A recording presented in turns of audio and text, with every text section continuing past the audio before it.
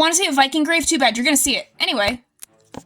Grave. If it helps you, someone drew it out. This is Birka Grave BJ581. The occupant of Birka Grave 581 was between 30 and 40 years old, from the 10th century, and had, and I quote, a sword, an axe, a fighting knife, 2 lances, 2 shields, 25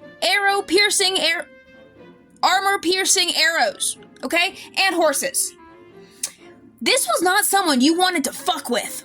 The grave was originally found in 1878 in Birka, Sweden. However, in 2014, anthropologists were taking a closer look at the skeleton to find out some more information about the occupant when they came to some pretty interesting results. One, the individual stood at about 5'7" when they were still alive, which is a bit shorter than the average Viking man at the time, and when looking at their pelvis, they discovered that the individual had a pretty broad width to their greater sciatic notch, as well as a wide groove on the pelvis known as a preauricular sulcus.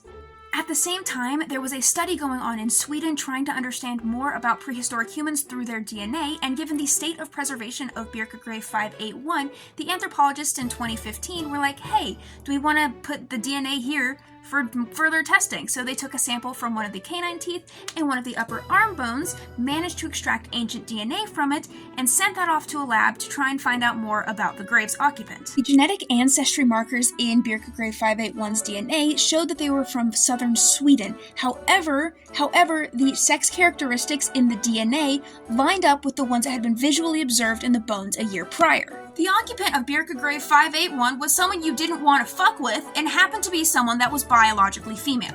We don't know how this individual identified in life, however, there are stories in the Old Norse sagas about scary hot women, so there is that.